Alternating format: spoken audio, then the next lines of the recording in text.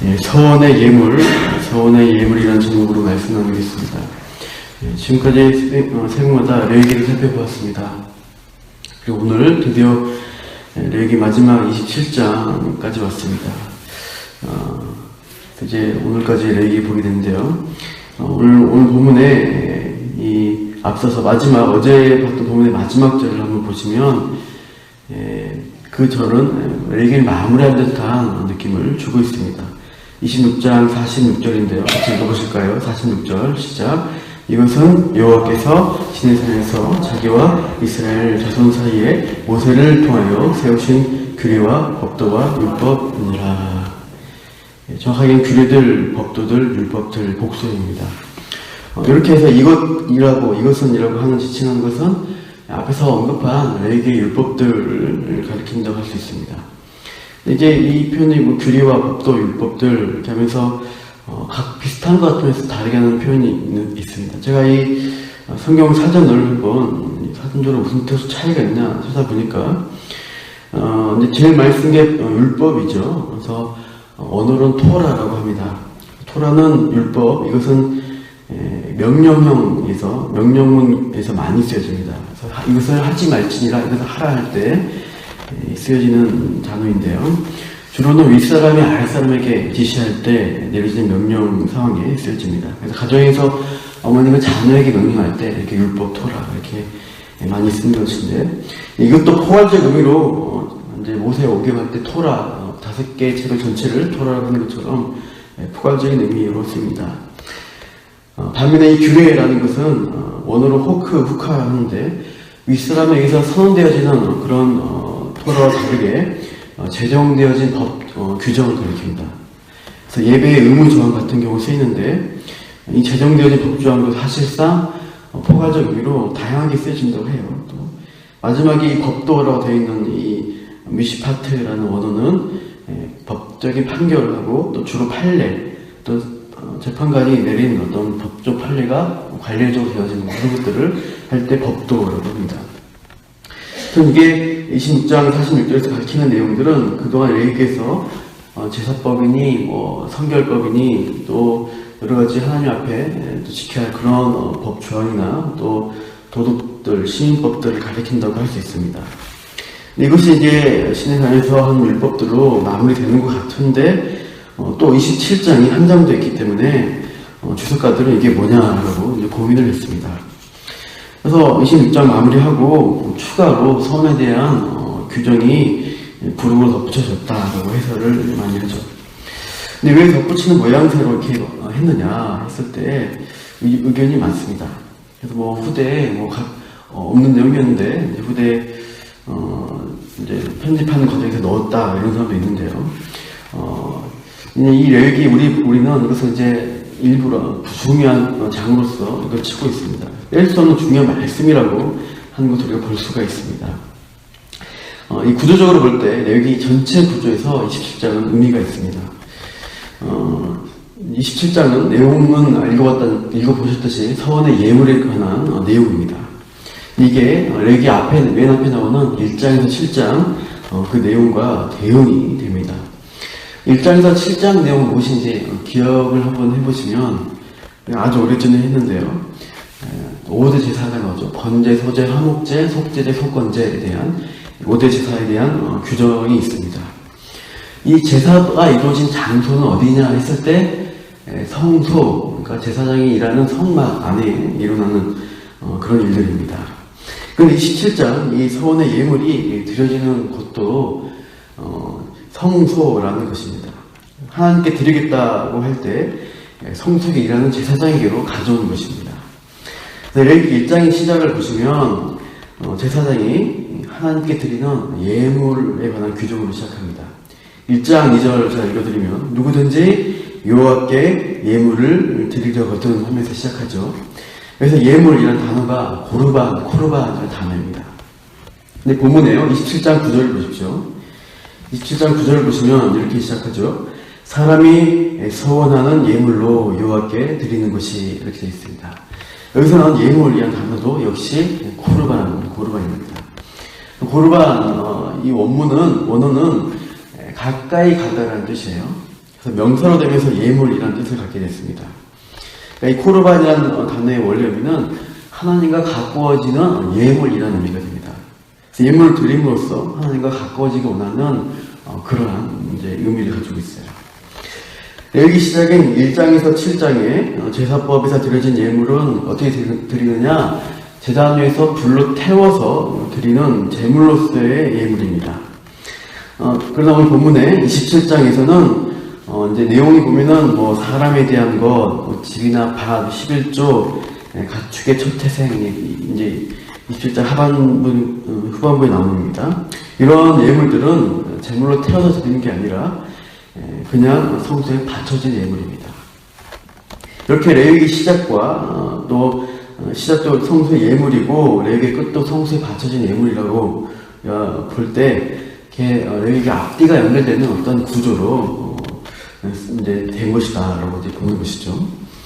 레위기가 흠이 많은 죄인이 거룩한 하나님께 가까이 나아가는 방법을 알려주는 지침서라고 할 때요. 예물로서 하나님과 가까워지려고 하는 이 27장 규정은 또 우리가 성도로서 함께 나아간 자로서 시사하는 바가 있습니다.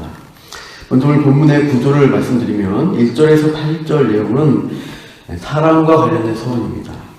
9절에서 13절은 가축과 관련되어진 서원입니다. 14절하고 15절은요, 집을 소물로 드리는 것의 규례입니다.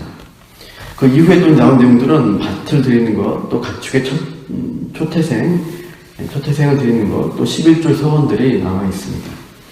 먼저 2절을 보시면 어떤 사람이 자신을 드리겠다고 서원을 하게 되는 것이죠. 그러나 그 사람이 이제 성막이나 성전에서 그 하나님의 섬기는 종으로 쓰여져야 하는데요. 율법의 규정에 의하면 성소에서 일할 수 있는 자격은요, 레위인이나 제사장밖에 없습니다. 그럼 일반 백성이 자신의 몸을 드리다 서원한 경우에 이제 성소에 갈 수가 없는 것이죠. 일할 수가 없습니다. 그러면 어떻게 하느냐? 노예시장에서 종을 매기는 값이 있습니다. 그 값을 대신 드리라는 것입니다. 그 값을 정하는 내용이 3절 이후에 나오고 있습니다. 3절 보시면 20살부터 60살 장정이죠. 남자는 성소의 세겔로 은 50세겔로 값을 치라고 하고요. 4절에 여자면 30세겔입니다. 그리고 이제 나이가 다른 5절 보시면 어린이죠. 5살에서 20살까지 남자 어린이와 소녀는 값을 20세겔로 하고 여자인 경우는 10세겔로 합니다. 그리고 6절 보시면 진짜 어린 아기를 또 이제 부모가 서원한 경우가 있겠죠. 1개월에서 5살 남자면 은 5, 여자아이면 은 3세겔입니다. 근데 실제로 노인이면 또 15세겔, 여자 노인이면 10세겔 이렇게 값을 정하고 있습니다. 자, 이 값이 얼마인가 계산을 해봤어요.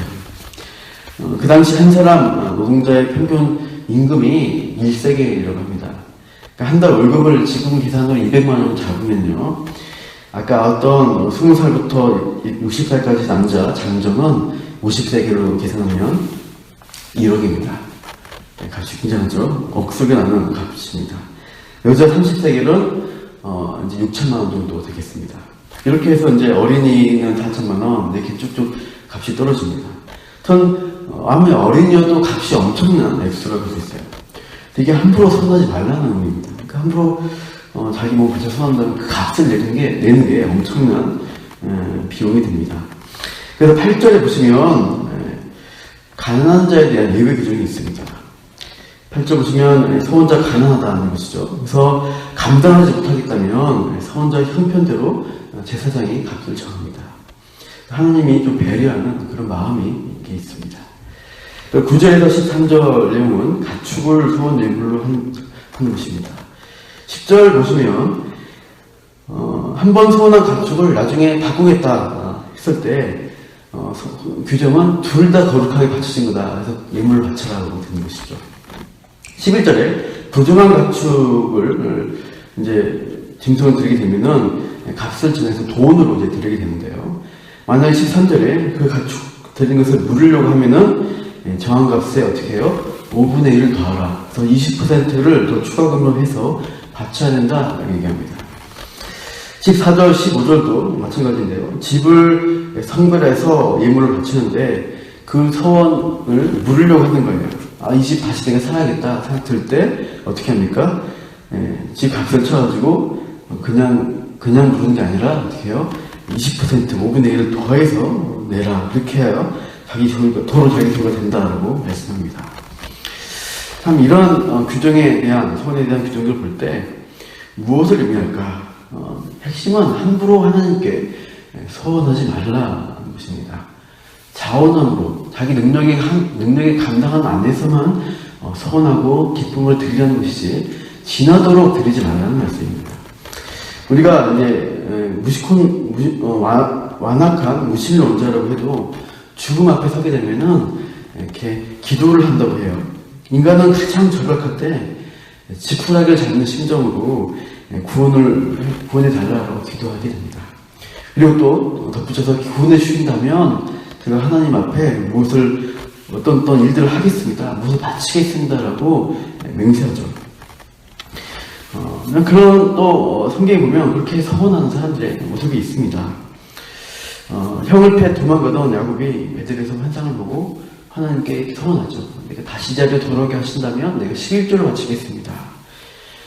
또 요나는 물고기 뱃속에 들어갔을 때 갇혔을 때 3일간 있으면서 기도하면서 서원을 합니다.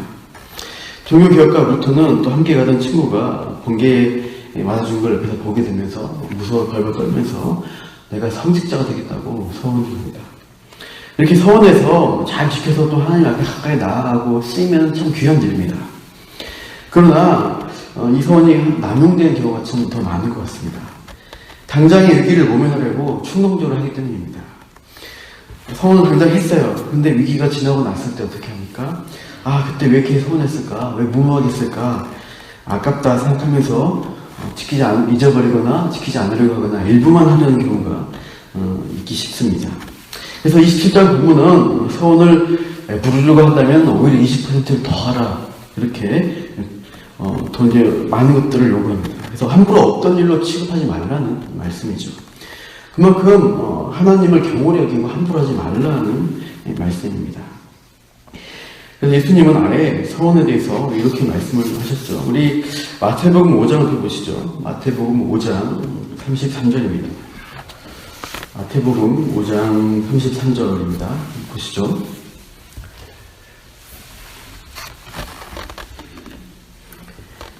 마태복음 5장 33절에서 37절 말씀인데요. 같이 읽어보시죠. 또 옛사람에게 말한 바 헛맹세를 하지 말고 내 맹세한 것을 주께 지키라 하였다는 것을 너희가 들었으나 나는 너에게 이르노니 도무지 맹세하지 말지니 하늘로도 하지 말라. 이는 하나님의 보좌이며 땅으로도 하지 말라. 이는 하나님의 발등상이며 예루살렘으로도 하지 말라. 이는 큰 임금의 성이며 내 머리로도 하지 말라. 이는 내가 한터럭도 희고 검게 할 수 없음이라. 오직 5장 37절 오직 너희 말은 옳다 아니라 하라. 이에서 지나는 것은 악으로부터 나느니라. 서원에 대한 예수님의 정확한 해석입니다. 서원이 맹세하는 뜻인데요. 이것을 하면서 주님께 무엇을 해주시면 내가 여기서 바치겠습니다라고 맹세하는 것 함부로 하지 말라고 예수님이 말씀하십니다. 그러니까 어떤 소원을 간구를 빌 때 이것을 이루어주기 바라는 그 급한 마음에서 하나님께 무능한 것들을 이제 어떤 조건으로 걸게 되는 것입니다. 그런데 사람이 무능한 존재 아닙니까?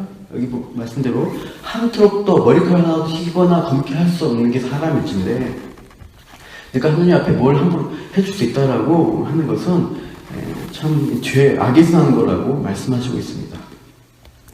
그래서 무엇인가를 해드리려 할 때 어떤 조건을 걸고 해주시면 하겠습니다라고 하지 말라는 거예요. 그냥 주신 것에 감사해서 자원한 마음으로 기쁨으로 드리면 되는 것입니다. 우리가 지나치게 뭔가를 하겠다 하면서 하나님께 조건을 걷는 것은 하나님을 일종의 도박의 도구로 취급하는 그런 불경죄입니다. 하나님 앞에 그냥 우리에게 주어진 대로 있는 대로 나가시면 됩니다. 각자 능력에 맞는 헌신으로 섬기시면 하나님은 기뻐 받으십니다. 무엇보다 우리는 어떤 존재입니까? 이미 예수 그리스도의 공로로 인해서 하나님께 바쳐지고 드려진 존재입니다. 우리의 공로가 아니라 하나님이 주신, 예수님이 이루신 십자가의 등으로 우리는 주님께 가까이 나아갈 수가 있는 귀한 인생이 되었어요. 그래서 받은 것에 감사하시고 우리에게 있는 능력의 범위 안에서 기쁨으로 헌신하는 저와 여러분 되기를 축원합니다. 기도하겠습니다.